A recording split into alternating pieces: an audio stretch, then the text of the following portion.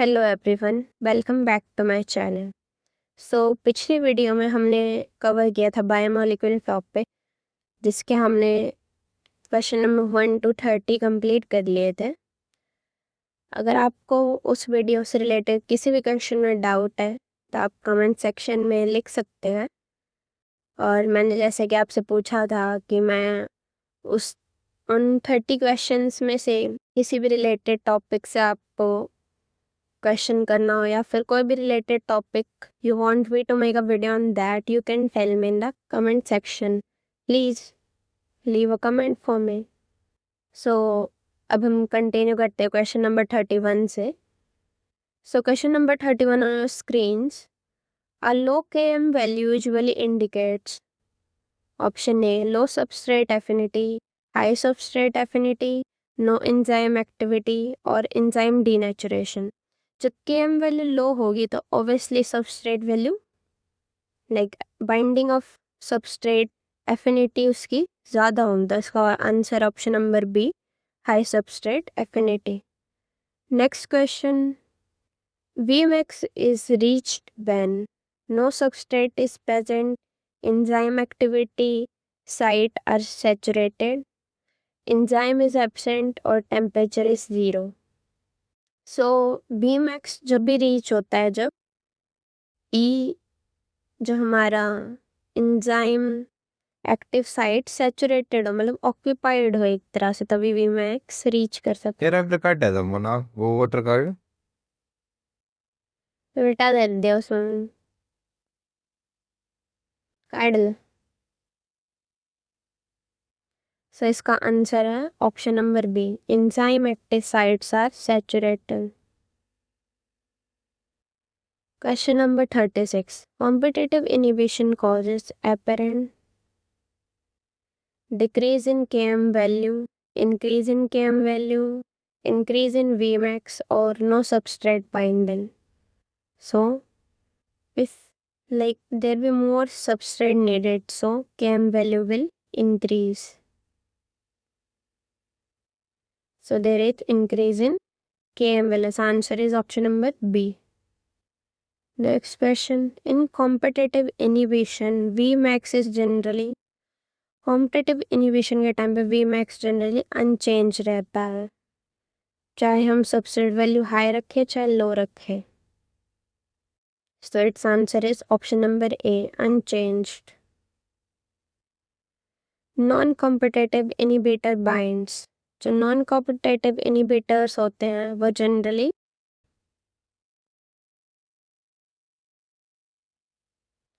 Bind at another side called as allosteric site, क्योंकि जो competitive inhibitor होते हैं वो एक्टिव साइट पर बाइंड करते हैं, लेकिन non competitive inhibitor active site से अलग साइट पर बाइंड करते हैं। That's why their name is non competitive, they don't compete with the substrate. So इसका answer option number C, site other than active site. Next question, pure non competitive inhibition decrease, क्या decrease क्या कर सकता है pure non competitive inhibition? Vmax, Km only, substrate concentration only और product molecular weight. So in non competitive inhibition Km remains same, unchanged. So इसका answer होगा there is decrease in Vmax। So answer is option number A, Vmax decrease नहीं। Question number 40, in pure non-competitive inhibition Km is generally क्या होता है? Increase होता है, decrease, unchange और infinite always. So Km is generally unchanged in non-competitive inhibition। आपको confuse नहीं होना है कॉम्पिटेटिव और नॉन कॉम्पिटेटिव में। Okay, so next question 41, uncompetitive inhibitor bind to pre-enzyme, enzyme substrate complex, product only और cofactor only। So uncompetitive inhibitor enzyme substrate complex पर bind करता है, ना कि एंजाइम टी एंजाइम पर कैसे कर सकता है कि वहाँ तो सबस्ट्रेट बाइंड करे, तो it bind on enzyme substrate complex, option number B. Next question, uncompetitive inhibition causes decrease in both Km and Bmax, increase in both Km and Bmax, increase in Vmax only, or no change in kinetic. So it causes decrease in Km, अभी हमने ऊपर ही पढ़ा था, and Vmax both. So answer is option number A.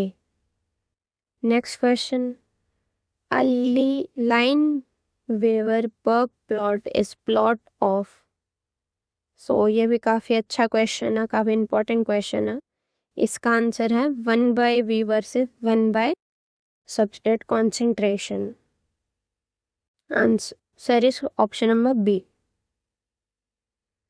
Question number 44, allosteric enzyme often show sigmoidal kinetics, always linear kinetics, no substrate binding, no regeneration. Substrate binding तो होती है obviously, लेकिन active site की जगह कहीं और होती है।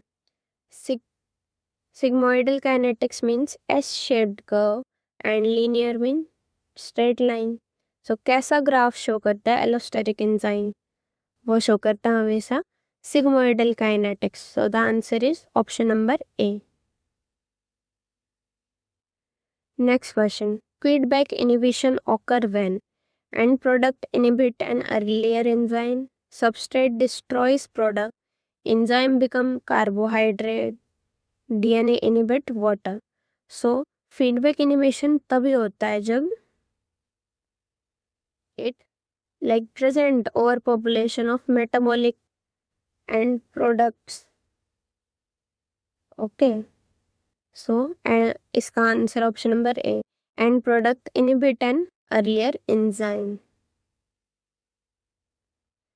Question number 46, a positive allosteric effect क्या करता है? एलोस्टेरिक इफेक्ट डिक्रीज करता है एंजाइम एक्टिविटी, इंक्रीज करता है एंजाइम एक्टिविटी, डिस्ट्रॉय कर देता है एंजाइम को, या रिमूव कर देता है active site. So it increase enzyme activity, positive allosteric effect. ऐसे ही अगले क्वेश्चन में नेगेटिव एलोस्टेरिक इफेक्ट क्या कर सकता है? अगर पॉजिटिव हमने अभी पढ़ा के positive is like increasing the enzyme activity, तो नेगेटिव उसको उल्टा करेगा, it will decrease the like inhibit the enzyme activity, decrease the enzyme activity. So इसका आंसर होगा option number A.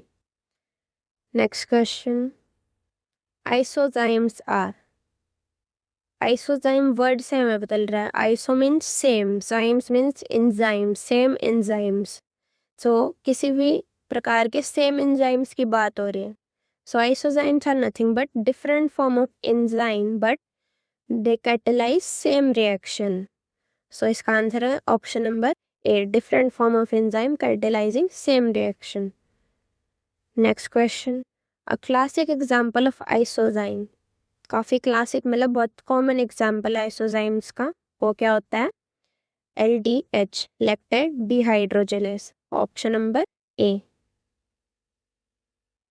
Next question, LDH वही lactate dehydrogenase enzyme catalyses conversion between, किससे किसका conversion करवाता है? एक तरह से कैटलाइज किसे करता है?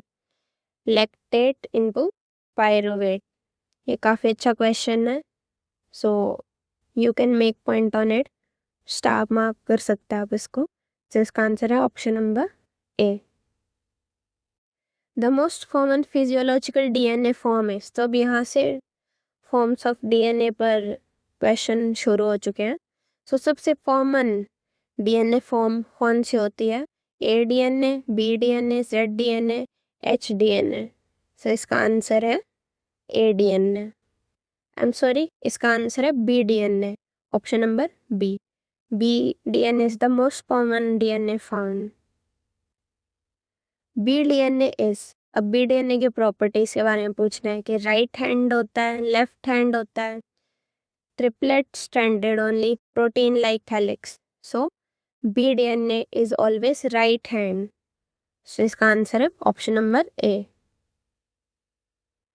ADNA is generally favored under अब डीएनए डीएनए की प्रॉपर्टीज जैसे पूछ रहे हैं उस पर रिलेटेड कि ऑप्शन नंबर ए है डिहाइड्रेटिंग कंडीशन में फेवर करता है, कंप्लीट एब्सेंस ऑफ फॉस्फेट होती है, या फिर हाई प्रोटीन कॉन्सेंट्रेशन होती है, या फिर नो बेस पेयरिंग। तो A DNA is like dehydrating conditions में फॉर्म होता है एक तरह से। तो इसका answer option number A. Next Z DNA is, अब जेड डीएनए की प्रॉपर्टी पूछी जा रही है, वो कैसा होता है, राइट हैंडेड होता है, लेफ्ट हैंडेड, सिंगल स्टैंडर्ड या without backbone. So Z DNA is live left hand. So इसका आंसर है option number B, left hand turn होता है। The backbone of Z DNA is, backbone of Z DNA is zigzag, smooth, completely absent or made up of peptide bond. So backbone of zDNA is zigzag. Option number A. Approx base pair per ton of bDNA काफी common question है और I think आप सभी को पता है because bDNA is the most common non DNA and found DNA in organisms. So इसका answer है ऑप्शन नंबर सी, 10 base pair per ton. Approx base pair per ton in ADNA, अब एडीएनए में कितने बेस पेयर होते हैं पर ton में, या कंफ्यूज नहीं होना है, पर टन दे रखे हैं हमने, मतलब एक टन में कितने बेस पेयर्स होंगे, तो एडीएनए में होते हैं 11 बेस पेयर्स। ऑप्शन नंबर ए इसका आंसर है। Approx base pair per ton इन जेड डीएनए में होते हैं 12 बेस पेयर्स पर टन। तो इसका आंसर ऑप्शन नंबर सी। तीनों डीएनए में हमें याद रखना है line wise, you can remember it in line wise. B DNA, A DNA, Z DNA. B DNA में 10 बेस पेयर होते हैं पर टन, ए डीएनए में 11 और जेड में 12। यहाँ काफ़ी कंफ्यूज हो सकते हैं स्टूडेंट्स, सो इसे भी आप स्टार मार्क करके लिख सकते हैं। Next question, sugar puncture in bDNA is generally add. So sugar puncture अगर आप नहीं जानते तो मैं इस बारे में आपको एक ओवरव्यू दो सकता हूँ। सो हमें पता है कि हमारे डीएनए के अंदर शुगर होती है, लाइक शुगर रिंग प्रेजेंट होती है, that is 5 membered ribose sugar. तो sugar ring is not perfectly flat नहीं होती। हमें पता है कि हम मार्क करते हैं जब भी शुगर रिंग को 5 मेंबर में, तो 1 2 3 4 तो शुगर के ऊपर ही मार्क लगती है, लेकिन 5th जो कार्बन होता है वो आउट ऑफ द प्लेन रहता है, that pops out of the plane. So 5 member ring is unstable because of that is not like in the plane, it's out of the plane, the 5th carbon. So sugar puckering means bending occur हो जाती है sugar में। सो वो पूछ रहे हैं कि different type of DNA में वो किस कार्बन पर ओकर होती है। तो बी डीएनए में generally it occur at C2 endo. तो इसका आंसर है A option. Next, sugar pucker in A DNA में ओकर होती है at C3 prime endo. Okay, option number B. I think ये क्वेश्चन में हम कर सकते हैं। ए डीएनए इज, अब ए डीएनए जो होता है हमारा वो राइट हैंड और शॉर्ट एंड वाइड होता है, इसका आंसर है option number A. Next question, Z DNA is favoured by, अब जो जेड डीएनए होता है वो किससे फेवर होता है, alternating GC rich sequence, purity sequence, absence of base, peptide bond. तो जो हमारा जेड डीएनए होता है इसमें alternating G and C rich sequence होते हैं, मीन्स ग्वानिन और साइटोसिन के बॉन्ड्स प्रेजेंट होते हैं अल्टरनेटिंग पोजिशंस पे। तो इसका answer option number A. That's why it's like backbone is zigzag in shape. You will get this point over here. So next question, negative supercoiling may promote zDNA formation, peptide bond, cellulose synthesis और lipid storing. So negative coiling से हमारा zDNA की formation हो, इसका answer है option number A. In bDNA, the major group is generally wide and deep, completely absent, extremely narrow and inaccessible, filled with lipid. So जब B DNA में होता है, हम I will tell you that कि जो हमारे DNA के types होते हैं, इनमें ग्रुप होती है, major group and minor group. तो हम मेजर ग्रुप के बारे में पूछ रहे थे, वो किस टाइप की होती है। तो बी डीएनए में जो मेजर ग्रुप होती है वो वाइड और डीप होती है। तो इसका आंसर है ऑप्शन नंबर ए। अब ए डीएनए में सेम क्वेश्चन पूछा जा रहा है, मेजर ग्रुप कैसी होती है। तो ए डीएनए में जो मेजर ग्रुप होती है वो भी डीप और नैरो होती है। सो हम दोनों में डिफरेंस देख पा रहे हैं, उसमें वाइड है तो इसमें नैरो है, उसमें डीप है तो इसमें भी डीप है। तो इसका answer option number A. A DNA has a major group that is wide and shallow, completely absent, narrow and deepest, made up of protein. तो इसका answer option number A, wide and shell. I think आज के लिए इतने questions काफ़ी होंगे, बाकी question हम नेक्स्ट क्लास में कर सकते हैं। आई होप आपको मेरी सीरीज पसंद आ रही हो and the choice of question I am taking according to the exam. In this particular video जो मेन टॉपिक आपको पढ़ना चाहिए वो different forms of DNA. Basically student यहाँ कंफ्यूज हो जाते हैं कि कितने बेस पेयर पर टर्न है। So you can make like a short note like I told you few minutes earlier, like B DNA में कितने होते हैं बेस पेयर, ए में जेड में कितने होते हैं, एंड द टर्न, क्योंकि you will really get confused between the turns, like कौन लेफ्ट हैंड टर्न कर रहा है, कौन राइट हैंड टर्न कर रहा है, एंड स्पेशल प्रॉपर्टी लाइक कि डीनेचुरेशन से या डिहाइड्रेशन से कौन सा डीएनए की फॉर्मेशन होती है, जिगजैग बैकबोन किस डीएनए की होती है। So these are some important points जो आपको ज़रूर याद रखने चाहिए। बाकी क्वेश्चन हम नेक्स्ट वीडियो में कवर करें हैं। So thank you guys. और आपको कोई से भी क्वेश्चन से रिलेटेड कोई भी डाउट है या फिर किसी टॉपिक से रिलेटेड कोई डाउट है, आप कमेंट सेक्शन में मुझे मैसेज कर सकते हैं। Thanks for watching the video.